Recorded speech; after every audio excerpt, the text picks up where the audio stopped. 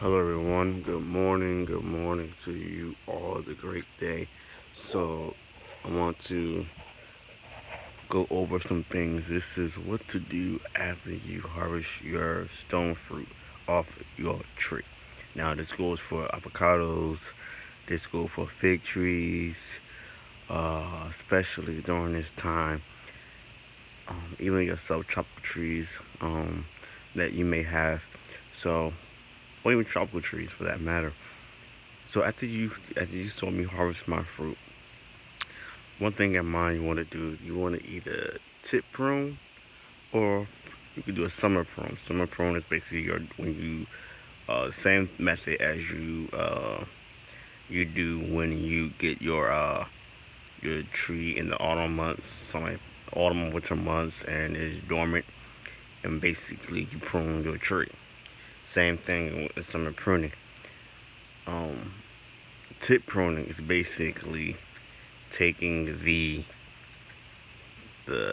some a few inches off the branch. All right. And so if I want to tip this for example, I will cut it to. If I wanted to cut it, I would cut it like to right there, maybe. So that's tip pruning.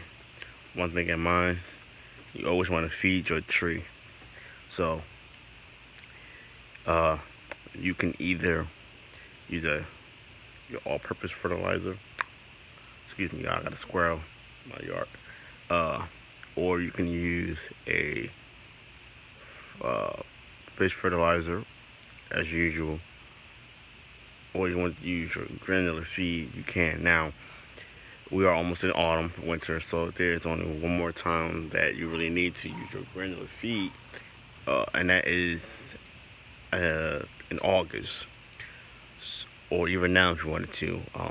But since we're going to that fall, autumn month, you want to go ahead and slowly uh, not to feed it that, but you can use your fish and all-purpose fertilizer or liquid soluble, or solution, what people call it.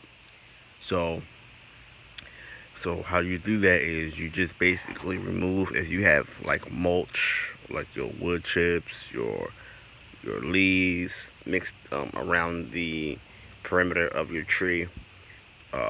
So that stuff that y'all get from the big box store, that type of mulch, whatever type of mulch you have, you want to remove it from its perimeter, and you can either add your compost.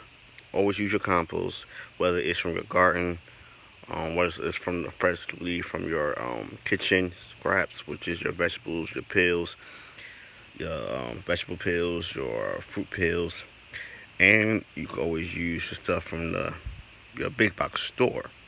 But it's always to be reminded that you to be careful when you get that kind of stuff. Make sure you look at the labels. Make sure you know what's really in your compost. All right, when you go to the big box store, and make sure it's always organic. So you don't want no synthetic poison into your vegetables, your fruit trees, and whatnot. So you layer that, and you always add your earthworm castings, which is like a manure because it's poop. Or you can add your stem manure, compost stem manure. That make sure it's composted. Or you can use composted chicken manure if that's your choice. Uh, so you do that, all right, and you always feed your tree those things, even though it's sleep. Now, when it's going to sleep, you don't really need that much, but always use your earth castings. That's very important.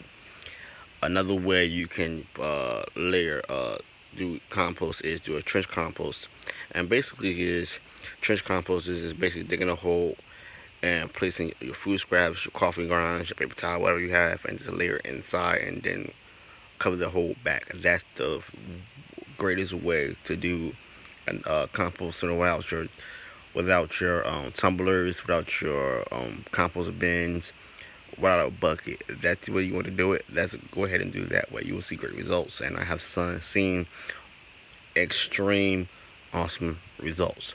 Now, once you do that, you are good to go. And what you're doing is you're really providing nutrients for your tree. Um, and most of all, especially, I want to say this before I forget. If you have a new tree, you just purchase that tree. We as gardeners, and especially that have fruit trees, we had this tendency of basically one of the fruit now. I'm gonna let this flower. It's best not to, even if it's in the ground or in containers.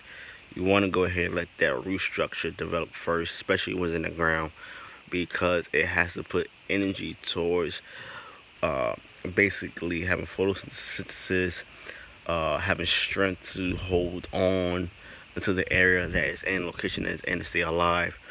Not only that, location is key when you um, place your fruit trees,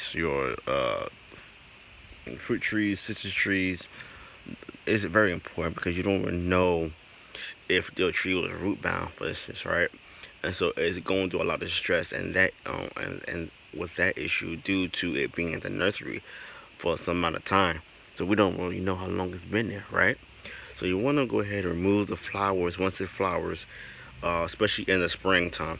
You want when it wakes up, you want to remove those flowers when it blooms. When it's a fruit tree, like your stone fruit, your tropical fruit trees, not just citrus. You can do something with the citrus, but especially when it's the stone fruits, remove it. Allow it to focus energy on a root system, and then the following year, once your tree is really established and happy where it's at, then you go ahead and allow it to fruit.